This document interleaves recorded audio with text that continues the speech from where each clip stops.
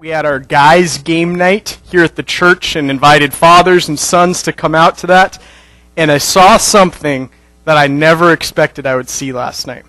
And I saw, and hopefully he's not offended by this, I saw Lee Blackwood do a 40-yard dash in probably under 5 seconds. And I would not have expected that. He is a quick man. And we had a lot of fun last night, but if you want to hear some good stories, talk to Lee and to Matt, and they will be very glad to share with you their accomplishments last night. So, great time, though.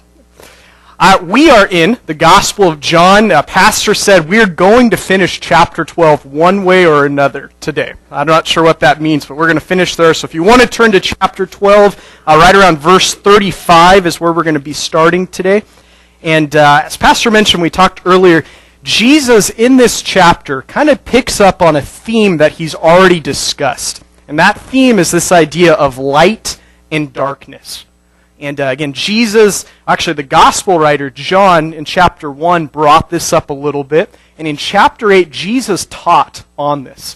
This is one of those first I am statements that Jesus made when he says, I am the light of the world.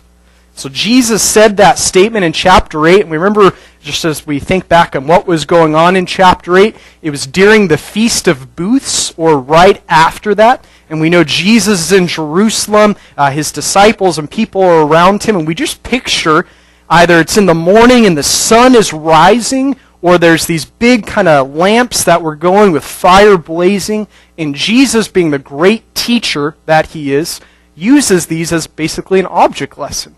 And he points at these things and says, I am the light of the world. And we talked last time when we were picking up on this theme, what does that mean when Jesus says he is the light? How does that contrast with darkness? What is the point in him saying that?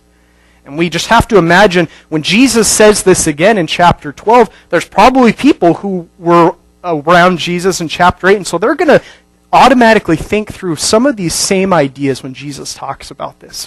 And we talked about really just that picture of light. Okay? It's really that symbolic idea that Jesus, God, is with us. His very presence is with us. Again, just that idea that Jesus says, I am the light of the world. That light has come down. It's invaded the world. He is with us.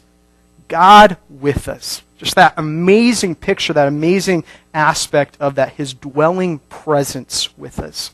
We talked also about that idea of light and specifically the sun. If Jesus used that kind of as a visual idea, just the sun is really the source of life.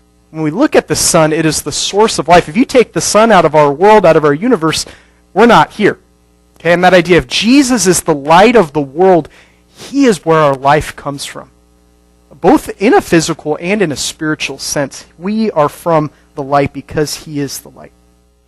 Even more specifically, you think of just the purpose of light. Light reveals things as they really are.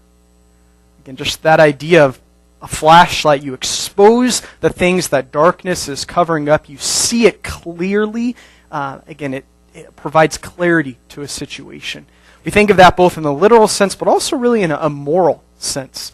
Jesus is the light of the world. He allows us to see what is right and what's wrong. He is the standard for that. He is the one who allows us to see things as they really are. Finally, though, and what we're going to focus on again, especially today, but Jesus, being the light, he is also our hope in darkness. Our hope in darkness. Think of just, I don't know about you guys, if anyone was scared of the dark when they were younger. I like to think I wasn't, but I probably was if I'm honest. But just how scary that darkness, that unknown can be. And when you have even just a little bit of light in the darkness, there's hope. There's encouragement. There's an anchor that we have in that. Again, just that fact that Jesus, in the midst of darkness, he is our hope. So we have all these ideas when we think of light and we think of how that compares to darkness. Jesus is true of all these things. He is our hope. He is the revealer of what things really are. He is God's presence with us. And so today, Jesus returns again to that idea of light and darkness.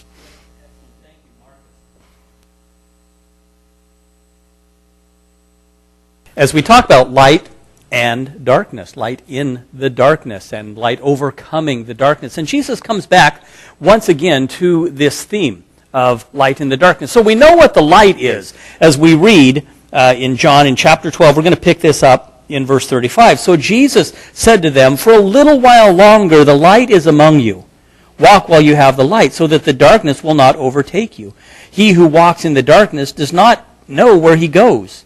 While you have the light, believe in the light so that you may become sons of light." Well, we know what the light is.